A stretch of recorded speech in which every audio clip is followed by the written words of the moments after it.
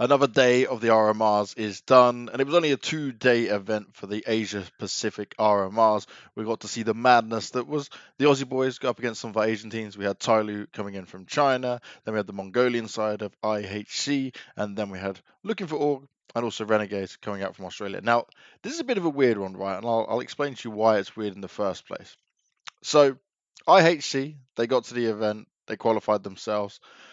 Renegades qualified as well, expected. Renegades always dominating their region. They've won, I think Prof said it on the desk, like 17 of the last qualifiers for their region.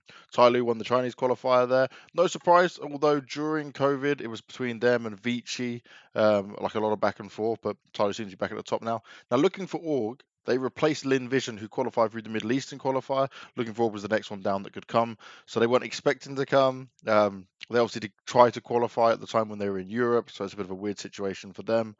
But only 4 teams in this RMR and 2 spots. I disagree with that. I think there should have been 8 teams. It's pretty shit for the region, in my opinion.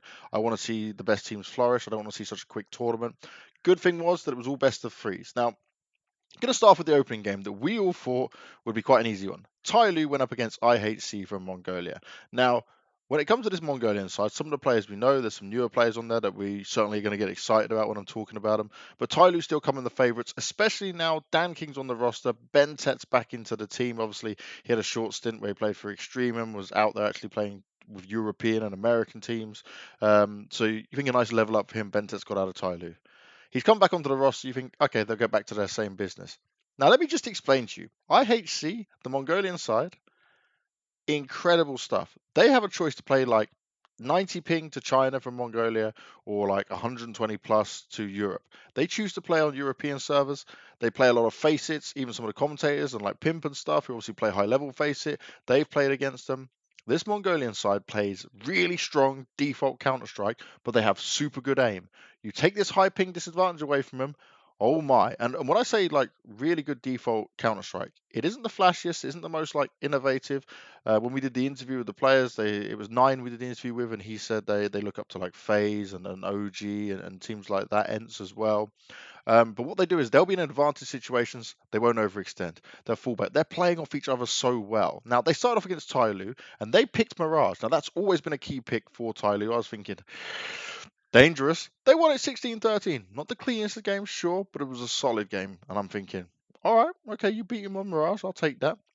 Then we've gone to Ancient as Tyloo's pick, which meant they got to start on the CT side. Now, I'm not great at Ancient. It's a very difficult map, but like starting on the CT side is golden. They came through. They did get the win, but it was 11-4 first half. Then it went to overtime, so they both got 11-4s. 19-16 in favour of IHC. You went, okay, no third map. Pretty decent, but still, it's Tyloo. Some of the communication issues with Bentat not speaking his mother tongue. Trying his best with the Mandarin in there. Now, the next game was Renegades taking on Looking for Org. Now, Looking for Org, like I said, last minute replacement. They're going up against Renegades, the best in the Oceania region. They have dominated for so long. They can't really be competed with in there. And you look at the results, you may think like I'm wrong, but it's like they have some close games, some 16-10, 16-12, 16-14, some overtimes, but they always win the qualifiers. They always come and do the job they're supposed to do. Now, on Nuke, Renegades won, and it was the map picker Looking for 16-13. You think, all right, still close. Vertigo, okay, it was 16-8, but it didn't look like Looking for Org even had a chance. And at no point in that game did it go, ooh, maybe Looking for Org will get this one. So they're the opening games out of the way. Now, because of how this is, like I said, 4 teams, not a great setup here at all for them. There's one more game to play, the lower bracket game, elimination match on day 1, and we see Tyloo go up against Looking for Org. Now, Dust 2 was picked by Looking for Org. Now, how the veto went down, Looking for Org removed Mirage makes sense. Tyloo removes Nuke, means Looking for Org can't play it, Tyloo don't play it.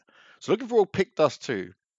No, you okay, you may be confident in your Dust 2, and I understand you don't have time to prepare for this, but you're playing out against a Tyloo who would love a moment like that. Dan King was looking nutty in general, just Tyloo had confidence, they were comfortable. It went 16-14, but it was a close game, certainly a chance for Looking for Org to win.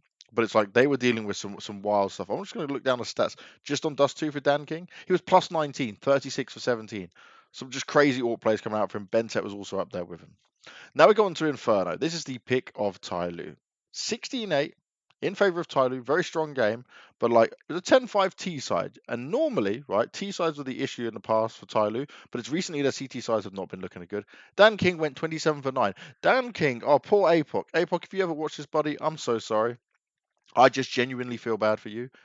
Dan King had you read every time. Like there'd be times where Apox like just he's like trying to sneak somewhere. Dan King's like playing mid with the AWP, playing outside. Then all of a sudden Dan King's like, I'm gonna go apartments, and he just wide swings with the AWP and takes down Apox. Apox really thinking, why? Like why is he there? Why is he in my face?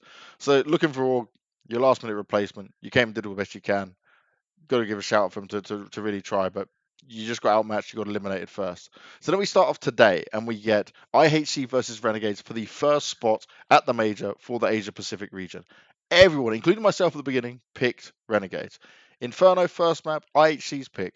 16-10, but when I say this 16-10 was like there was chances for Renegades, it was more because IHC gave them a lot of chances. IHC got so overconfident, they were like up 7-2 at one point on the T side, and IHC were just so confident, just really wrecking them. And then they just started to misplay some things, and I think, okay, like you're giving this away. Renegades, for me, we always talk about this. Renegades is a resilient team, happy team. They don't really get put down like that. So, okay, we see it. 16-10 win in the end for IHC. Mongolian side getting their map pick. Could be looking at a free map, but most people thought it to be 2-0 to Renegades. Now, for any Mongolian fans watching, or any fans of the IHC team, don't be discredited, disheartened by this, because people are looking at this and they're thinking, we don't know much about IHC. They've only played in their region. They've not had time over here at all playing against some of the other teams from Europe and North America and stuff. So you're like, okay, this is how it goes. We go on to Mirage. Renegades picked Mirage here. Cool. Fair enough. You picked Mirage. Renegades got 12-3'd on the first half. CT side for IHC. CT side was looking good. And again, I'm saying they're playing just really well off each other. Blitz is their in-game leader, and he went plus 20 for the series. Like solid work from him. And also got to give a huge amount of credit to Score as well. Score and Techno are the ones I'm really looking at. Techno's only 17 or 16 years old, like young talent. And again, not only are they all just speaking their language, but these guys, you could see how much they wanted it. They ended up winning 16-4 on Mirage, and like no clutches were going the way of Renegades. They kept messing up some basic things. They looked like they were just completely thrown off their game.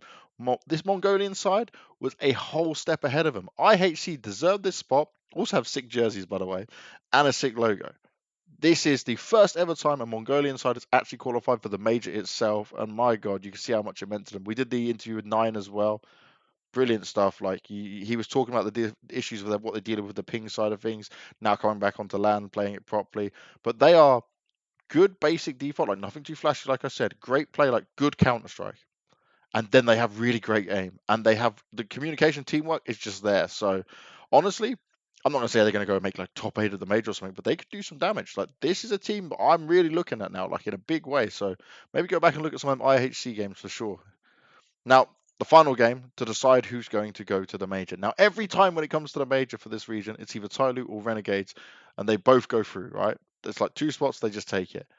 Now it's elimination time. One of them's not making it. First game, Inferno. This is actually the map pick of Tyloo.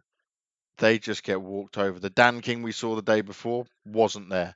Bentet didn't have much impact at all. Like I don't know what was going wrong, but like Tyler was sleeping. They need to be slapped and woken up. Like this was just not good. They got 16-5 and Sicko. Oh my, Sicko.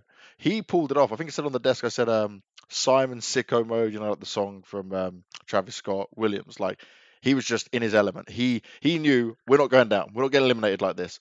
Then we get to Vertigo. Oh boys. And we spoke to Liaz on the interview. Like this was just not a good game of Vertigo from either side. The T sides for Renegades was just terrible. They got 13-2 by Tyler, and we're thinking, cool, we're going to the third map. It's all game on. Oh no, Renegades, they were fighting back. But there were so many sloppy plays. There were so many rounds that just made you go like, what is going on? What is this? It doesn't make sense. Now, Renegades did manage to win it in the end, 22-20.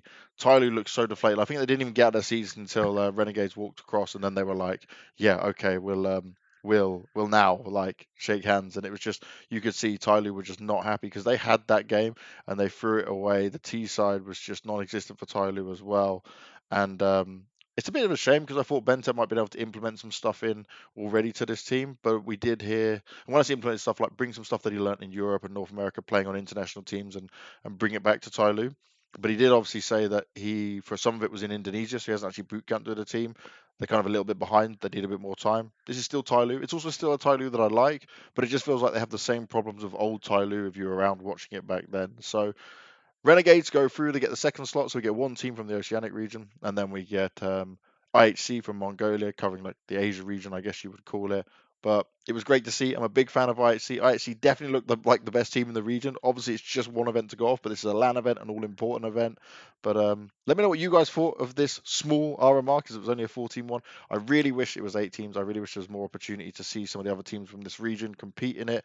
But it is what it is. We don't control the major cycle. It's all up to Valve.